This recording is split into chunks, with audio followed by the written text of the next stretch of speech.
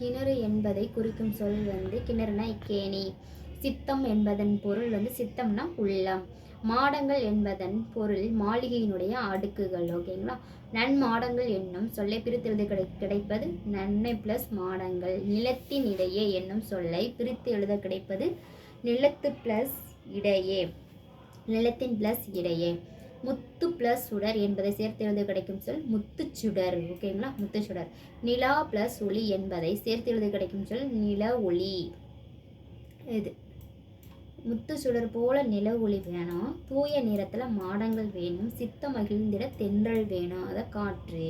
இது முடிஞ்சா இப்போ சிறகின் ஓசை. சிறகின் ஓசை இப்போ வலசை போகுதுன்னா என்ன? வலசை போகுதுன்னா இதில் பாருங்கள், குறிப்பிட்ட காலத்திற்கு பிறகு புறப்படாது பறவைகள் கண்டமிட்டு கண்டம் பறக்கின்றன. அவை பெருங்கடல்களையும் மலைகளையும் கடந்து போகின்றன. குறிப்பிட்ட காலத்திற்கு பிறகு புறப்பட்டு இடத்திற்கே அதுவாக வந்துடுது. இவ்வாறு பறவைகள் இடம்பெறுது நம்ம என்ன சொல்கிறோம்? வலசை போதல் சொல்கிறோம். நீர்வாழ் பறவைகள் பெரும்பாலும் நீர்வாழ் பறவைகள் பெரும்பாலும் வலசை போகுது அப்படின்னு சொல்கிறாங்க. அது எதுக்காண்டி வலசை போகுது அப்படின்னா, உணவுக்காண்டியோ, உணவு, இருப்பிடம், தட்பவெப்பநிலை மாற்றத்தினால, இனப்பெருக்கம் இவற்றிற்காக பறவைகள் இடம்பெறுது அப்படி சொல்றாங்க.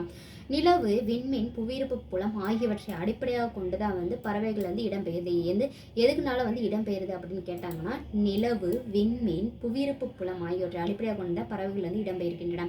பொதுவாக வடக்கிலிருந்து தெற்காகவும் மேற்கிலிருந்து கிழக்கு நோக்கியும் பறவைகள் வலசை போகுது.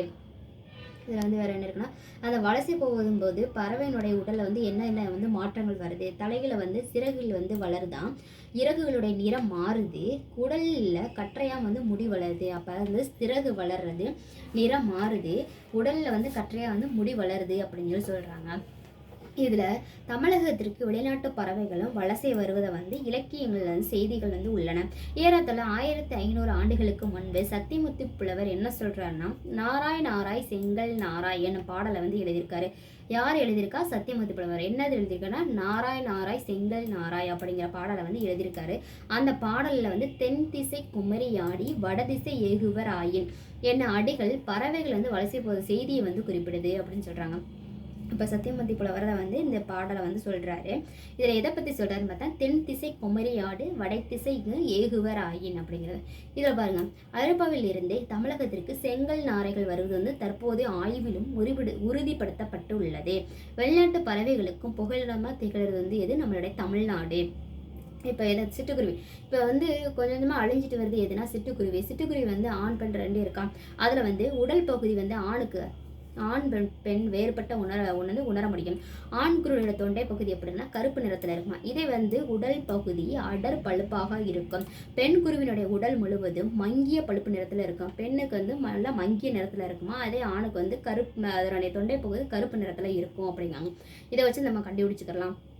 சிட்டுக்குருவி கூடு கட்டி வாழக்கூடிய பறவையினரை சார்ந்தது. இது கூடு கட்டும் காலத்தில் எப்பவுமே சத்தம் மட்டும் தான் இருக்குமா. 3 to 6 முட்டைகள் இடும். 14 நாட்கள் என்ன செய்யணும் அடை காக்கும் அப்படின்னு சொல்றாங்க. 15 நாள் குஞ்சுகள் வெளியேறும் அப்படின்னு. இது துருவ பகுதியில் தவிர மனிதர் வாழும் இடங்கள் எல்லா சிட்டுக்குருவிகளும் வாழ்கின்றன அப்படின்னு சொல்றாங்க. துருவ பகுதியை தவிர. எந்த பகுதியை தவிரனா துருவ பகுதியை தவிர. அப்ப இந்தியா முழுவதும் சிட்டுக்குருவிகள் காணலாம். இமயமலை தொடர்ல 4000 மீட்டர் உயரத்துல குருவி வாழுது அப்படின்னு சொல்றாங்க. ஓகேங்களா. இதனுடைய வாழ்நாள் காலம் பார்த்தோன்னா அதான் சொல்லுங்க, சிட்டுக்குருவினுடைய வாழ்நாள் 10 முதல் 13 ஆண்டுகள் ஆகும். 13 ஆண்டுகள். இதனுடைய 10 வருஷத்துக்கு 13. ஓகேங்களா. இப்போ சிட்டுக்குருவில உருவத்தில் சிறுசாக இருக்கலாம், ஆனால் வேகமாக பறக்குமா. அதனால தான் விரைவாக செல்பவனை சிட்டாய் பறந்தவனே அப்படிங்கிற சொல்கிறாங்க அப்படிங்கிற. இப்போ சிட்டுக்குருவி எதனால் அழிஞ்சிட்டு வருது அப்படிங்கிற காரணங்களை பார்த்தோம்னா, மனிதர்கள் விவசாயத்திற்கு பூச்சிகள் பயன்படுத்துகிறாங்க. இதனால் புழுப்பூச்சிகள் எதுவுமே அதுக்கு கிடைக்கல அப்படின்னு சொல்கிறாங்க. இப்போ நவீன காலங்களில் நவீன கட்டிடங்கள் குருவிகள் கூடு கட்ட ஏற்றைய இல்லை. இப்போ தாவர வேலிகளுக்கு மாற்றாக இப்போ செயற்கை வேலிகள்லாம் அமைக்கிறதுனால கூட சிட்டுக்குருவி கொஞ்சம் கொஞ்சமாக அழிஞ்சிட்டு வருது அப்படின்னு சொல்கிறாங்க. இப்போ சிட்டுக்குருவி ஓய்வெடுக்கக்கூடிய புதர் செடிகள் எதுவுமே கிடையாது இல்லை. உணவுக்கும் இருப்பிடத்திற்கும் சிட்டுக்குருவி மற்ற பறவைகளை போட்டியிடுது. அப்படி இதுதான் அழிவுக்கான காரணம் அப்படின்னு சொல்கிறாங்க. இப்போ பறவைகளை காப்பாற்ற நம்ம என்னென்ன செய்யணும் அப்படின்னா, ஆலமரம், அரச மரம் போன்ற மரங்களை வளர்க்கணும் அப்படின்னு சொன்னாங்க. அவரை, புடலை போன்ற கொடிகளை வளர்க்க வேண்டும். நமது மண்ணிற்கேற்ற பிற வகை உள்ளூர் தாவரங்களையும் வளர்க்கணும். தோட்டங்களிலும் வயல்வெளிகளும் செயற்கை உரங்களுக்கு பதிலாக செயற்கை உரங்கள், பூச்சிக்கொல்லி மருந்துகள் ஆகியவற்றை தெளிப்பதை தவிர்க்கணும் அப்படின்னு சொல்றாங்க. காக்கை குருவி எங்கள் ஜாதி அப்படின்னு சொல்லி யாரு பாடியிருக்கோன்னா பாரதியார் பாடியிருப்பார். ஓகேங்களா. இதை வச்சுக்கோங்க. காக்கை குருவி எங்கள் ஜாதின்னு சொல்லி பாரதியார் பாடியிருப்பார்.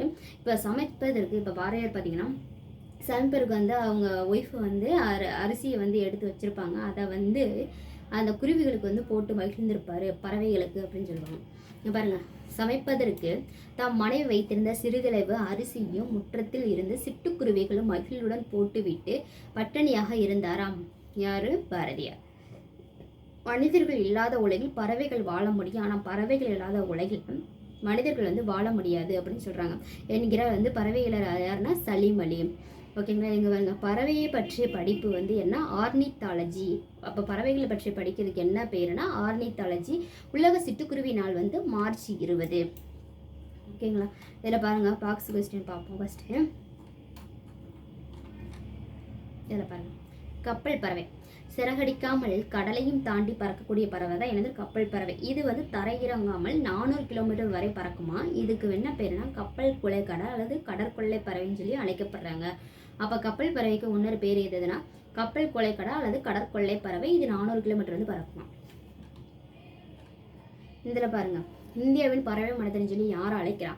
இன்றைய பறவைகள் ஆய்வாளர்களுக்கு முன்னோடி இருக்கிற பறவைகள் அப்போ ஆய்வாளருக்கு முன்னோடி யாருன்னா டாக்டர் சலீம் அலி.